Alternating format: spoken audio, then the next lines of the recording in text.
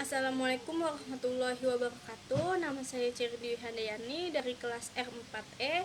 Di sini saya akan menjawab soal mata kuliah retorika. Yang pertama adalah jelaskan mengenai pentingnya retorika dalam kehidupan masyarakat modern dalam berbagai aspek kehidupan. Berikan contohnya. Jadi memang benar, retorika itu sangat penting untuk kehidupan masyarakat modern karena berbicara merupakan kegiatan yang paling sering dilakukan orang dalam kehidupan bermasyarakat. Sebelum dikenal adanya tulisan, bertutur sudah digunakan sebagai alat komunikasi. Seiring perkembangan zaman, kegiatan bertutur memiliki peranan penting bagi kehidupan bermasyarakat dan berbudaya. Sering kita temui daerah dengan kebudayaan yang baik memiliki kebiasaan bertutur yang baik pula, sesuai dengan ungkapan bahasa yang menggambarkan budaya setempat. Berbicara menjadi suatu hal yang penting dalam keseharian. Berbicara dipergunakan untuk berkomunikasi, menyampaikan informasi, menyampaikan maksud, sampai digunakan untuk berdebat. Dahulu kemampuan berbicara yang baik hanya dimiliki oleh orang yang mempunyai status atau fungsi tertentu, seperti kepala suku saat upacara adat, pemakaman, kelahiran, dan sebagainya. Biasanya, pembicara tidak banyak mempersiapkan bahan materi yang akan dibicarakan, jadi lebih bersifat spontan. Pemanfaatan retorika secara tradisional yaitu dengan mengikuti konvensi atau kesepakatan yang sudah diberikan oleh generasi sebelumnya. Contohnya itu Karang Taruna, di mana remaja-remaja tersebut berusaha berkomunikasi dengan masyarakat yang tidak menggunakan bahasa yang tinggi atau yang biasa-biasa aja, tergantung mereka berretorika kepada siapanya. Dan penggunaan bahasa disampaikan sederhana mungkin agar mudah dipahami. Lalu kita menggunakan ekspresi yang bisa menunjukkan kepada masyarakat itu tersendiri, sehingga orang semakin simpati dan empati. Dan sekarang soal yang nomor 2, yaitu ceritakan tentang salah satu tokoh yang Anda kagumi karena kemampuannya dalam retorika dan jelaskan alasannya. Jadi saya itu sangat suka kepada Sutomo, atau yang lebih dikenal dengan nama Bung Tomo, karena ia pahlawan yang terkenal. Perannya dalam membangkitkan semangat rakyat untuk bersatu melawan penjajah Belanda yang berakhir pada 10 November 1945.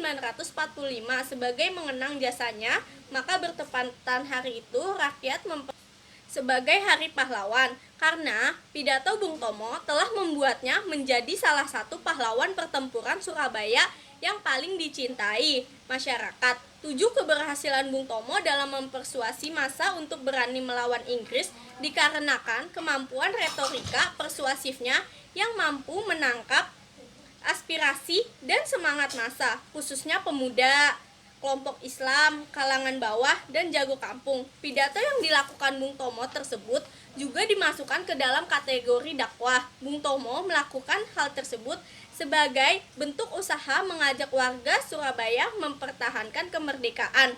Di dalam bahasa yang digunakan Bung Tomo dalam menyampaikan pidatonya diantaranya adalah Bismillahirrohmanirrohim. Nah, sekarang saya akan menjawab soal terakhir, yaitu ceritakan imajinasi harapan Anda terkait dengan pendidikan, khususnya tingkat sekolah menengah atas yang layak diterapkan di Indonesia. Jadi saya mempunyai keinginan untuk dalam dunia pendidikan itu, khususnya mata pelajaran bahasa Indonesia, berbicara menjadi kompetensi yang harus dimiliki siswa. Nah, saya ingin tuh bahasa Indonesia tuh sangat diterapkan untuk negara kita, Indonesia. Karena berbicara menjadi bagian catur tunggal, yaitu menyimak, membaca, berbicara, dan menulis, yang tidak dapat dipisahkan dari keempat keterampilan berbahasa tersebut.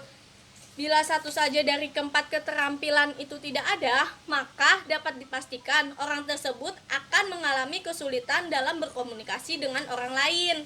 Dalam kurikulum mata pelajaran bahasa Indonesia pada tingkat sekolah menengah atas atau Madrasah Aliyah, pembelajaran bahasa Indonesia diarahkan untuk meningkatkan kemampuan siswa untuk berkomunikasi dengan baik dan benar secara efektif dan efisien, baik lisan maupun tulisan. Selain itu, pembelajaran bahasa Indonesia bertujuan untuk menumbuhkan apresiasi terhadap karya sastra di Indonesia. Jadi, pendidikan merupakan pilar utama dalam usaha memajukan bangsa dengan mencetak generasi yang cerdas dan mandiri.